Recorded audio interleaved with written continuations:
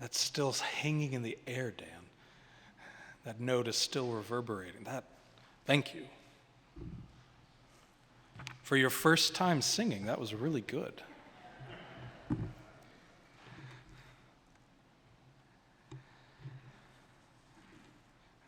Sometimes these anthems are so good, it's hard to start talking afterwards. Good morning, all. We are back to our Command to Preach series, which, if you don't know what that is when you tell us what you want us to preach on. And you can submit it, and we pull it out of a bowl, and we have to do it. Whatever you submit, we have to do it. And the reading is from Ezekiel 37. Now, before I read this, just a few small notes on the reading. In Hebrew, the word for breath and spirit are the same word. So there will be times that I will read one, but it could be interchanged with the other, or I may say both, depending on the part of it. And that is also the same thing in Greek, which is interesting because they're both two completely different language families. Also, I'm going to use the word for God, Yahweh. And I'm going to use that as that is what is written in the Hebrew for this. But it's written as just 4 letters, YHWH, or Yod-He, Wod-He. And this is the proper name of God, in the same way that my name is Seth. Yahweh is the name of God. It's not a title, and it's not a generic God. It is God's name. And it means something like I am who I am, or I am who I will be, or I am existence. And nobody actually knows the right way to pronounce it. So I will pronounce it Yahweh, as is often the practice. Okay. Ezekiel 37.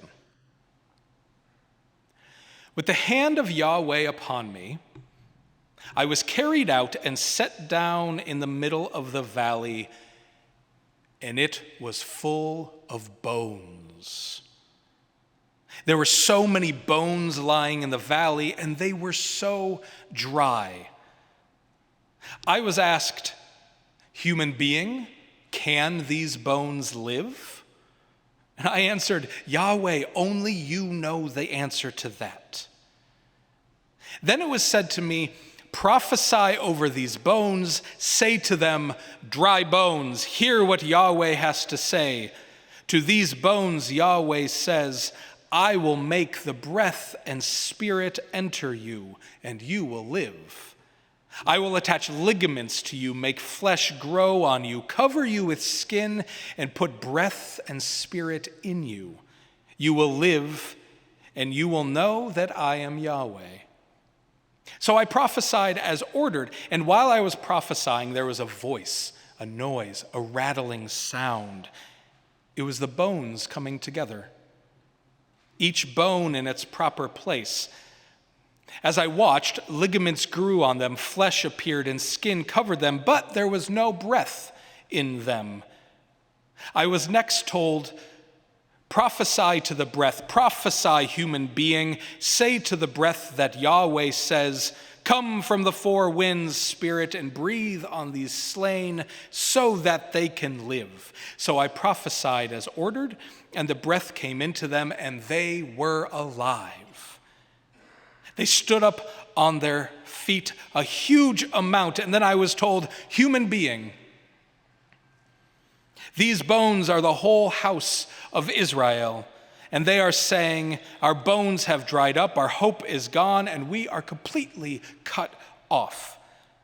Therefore prophesy, say to them that Yahweh says, my people, I will open your graves and make you get up out of your graves, and I will bring you home to the land of Israel.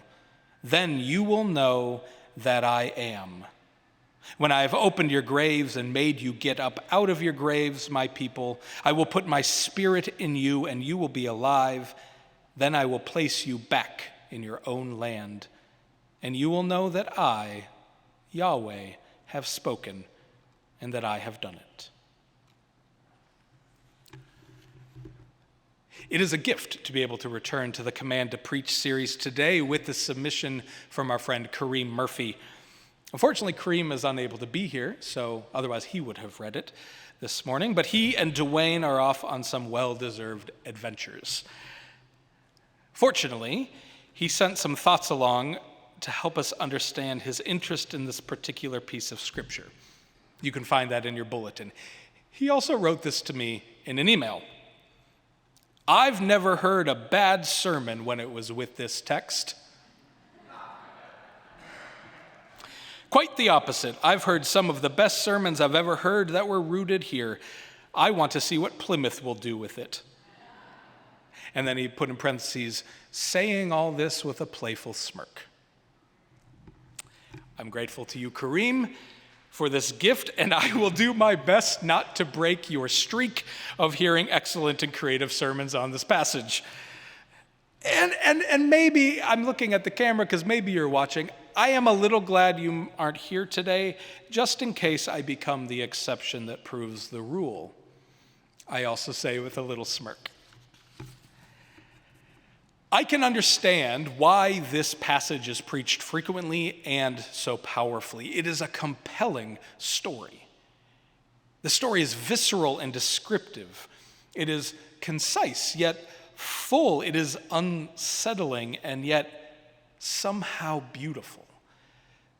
The story of the Valley of Dry Bones speaks to our nightmares. And yet in this story, we are not alone.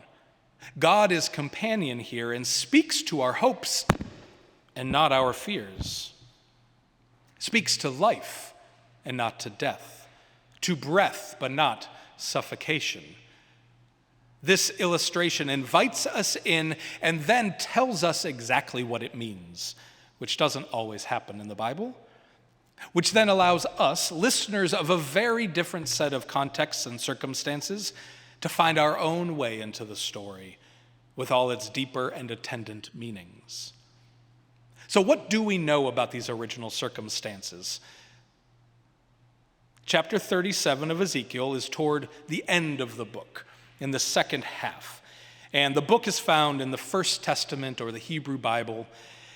And this book was written about 3,000 years ago in the 6th century BCE. It was written near the city of Babylon by a person named Ezekiel, who was likely a member of the priestly class. In that era, in what we now call the Middle East or the ancient Near East, there was a huge power struggle going on between the massive empires to the east of the Assyrians and then the Babylonians, and to the west, the Egyptians. And little teeny kingdoms like the kingdom of Israel and Judah were in the middle. And they got caught into lots of wars that were not of their own making. And in this particular moment, the Babylonians conquered Jerusalem and took a large number of mostly wealthy, mostly elite, and learned people from Jerusalem and relocated them to Babylon, or near Babylon, which is in modern-day Iraq. So Ezekiel, whose name means God strengthens, is considered a prophet in Judaism, Christianity, and Islam. And the first part of this book, which is quite long, describes all of the reasons why Ezekiel thought Israel deserved to be overrun. It is all the reasons why Ezekiel was saying, yes, we should have been conquered and sent into exile. Idol worship, ignoring the most vulnerable, leaders without wisdom or care. So later, when the city of Jerusalem was eventually destroyed by the Babylonians in 586 BCE, Ezekiel's prophecy came true. So then the second half of the book pivots away from this explanation of why all the bad things were happening and instead looks to the future, the rebuilding of Yahweh's people and making sure they never go through this experience again. That is the context of this vision. That is what Ezekiel means when he is telling this story. And Ezekiel finds himself in a valley full of bones, full of death, full of hopelessness. God asks Ezekiel to breathe life into the bones, and they start to reassemble themselves, but they're not alive. And then God commands him again to prophesy breath into them, and then they are living again. So then God explains the story. The dry bones are the exiles of Jerusalem. They are empty and hopeless, and that God, through Ezekiel, has breathed new life into them, and there is the promise of hope and a someday return home. I will put my spirit in you, and you will be alive. Then I will place you back in your own land. Today, we are not exiles from Jerusalem. Unfortunately, many of us are not waiting to return to a war-ravaged home. Yet, we too often find ourselves in a valley of bones. But our dry bones are something different. We often also find ourselves in times of hopelessness. But we are seeking a different hoped-for future. We too find ourselves seeking the breath of God to reanimate life. We too are in a cycle of life, death, and rebirth, and are searching for meaning in the face of the unknown. God here once again reminds us that there is rebirth after death, that death is not the end of the story. These metaphorical bones can receive new breath, new spirit, and new life. And each of our valley of dry bones differs from another, and we occupy some together. Like Ezekiel and other exiles, some of us might be feeling like we are awaiting our invitation to go home. Some of us may feel like strangers in a strange land and are seeking the breath of life to give us hope in the unfamiliar. Some of us might be encountering death, actual death, holding our grief gently while wondering what rebirth might be awaiting us on the other side of this loss. We also live in communities, in a society, in a world with valleys of lifelessness. We are surrounded by the dry bones of greed and selfishness, the glorification of violence, and the diminishment of communal and individual dignity. White supremacy and colonization, patriarchy and gender rigidity fill our valleys with the dry bones of marginalization, minimization, and disastrous judgment.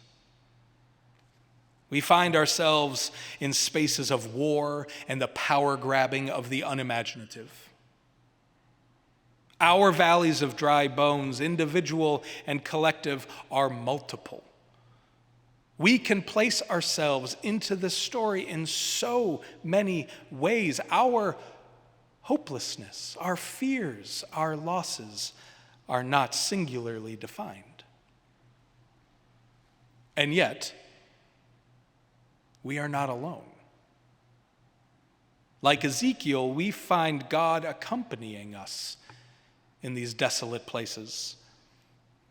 God is not only God in the pleasant moments, but also with us in these valleys. God is with us all the time if we are only brave enough to remember to look. It may sometimes also feel like we are the only ones, we are the ones seeking answers from God. Yet if we are listening, God is asking back. God is questioning us. Human being, can these bones live? God is present with us and turns to us to find out what we think might be possible. And then we are asked to act. It was Ezekiel who was tasked with speaking to the bones, not Yahweh. And they reassembled.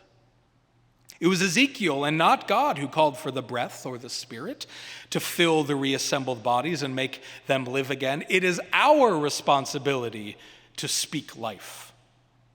God accompanies us and enables us, but we must do the work. Kareem very wisely says this. He wrote, "For me, faith is action. Faith is experience. It is through those experiences that I find meaning in the world. In this scripture, there are powerful actions that give life, that give new life, that give new life from old bodies, that gives powerful life into discarded bodies.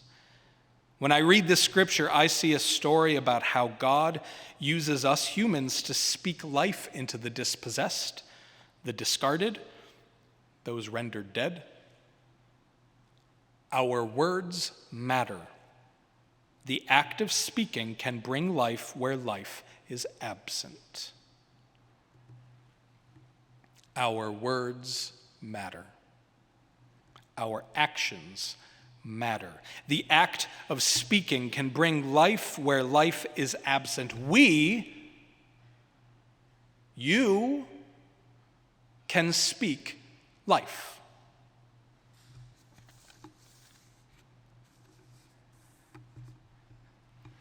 So this is the moment, if you've been listening to any of my sermons for the last while, in which my long pause and smile, you know I'm about to ask you a question. How do you speak life?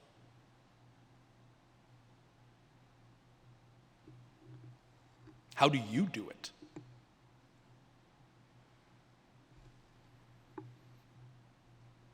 You.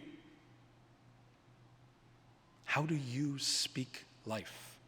How do you turn these metaphorical bones of your experience, of your circumstances, of your communities, and transform them into life? How do you participate in this? How do you breathe life, speak life, turn death into rebirth? How do you respond when you are asked, human being, can these bones live? How do you speak life?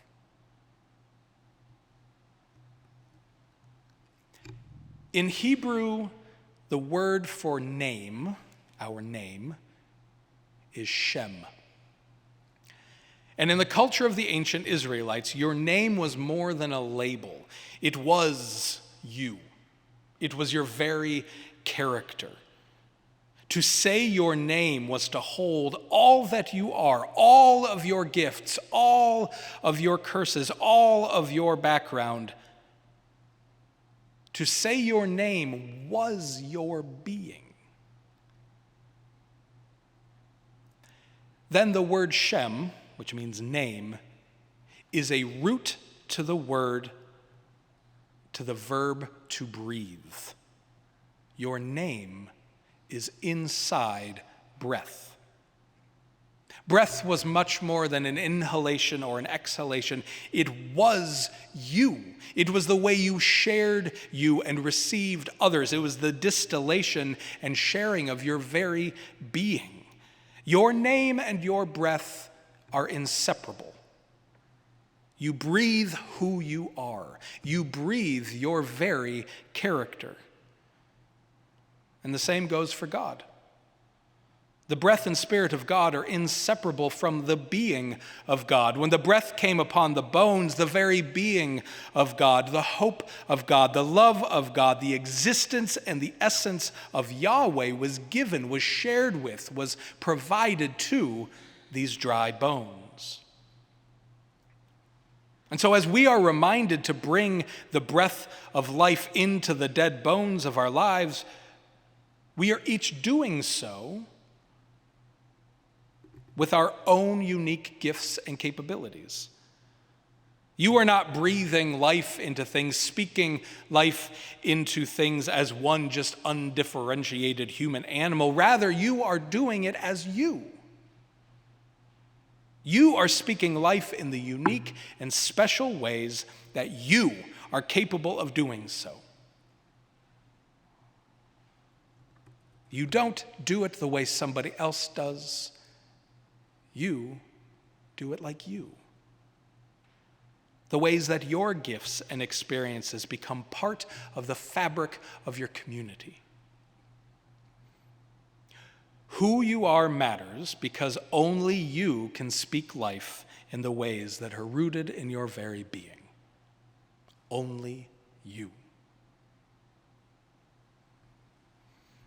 On Friday, about 20 young people, each unique and talented in their own way, came together as a community and performed a play that they created together and put together over just 1 week, and they performed it in the Con Theater. They really spoke life into existence on that stage.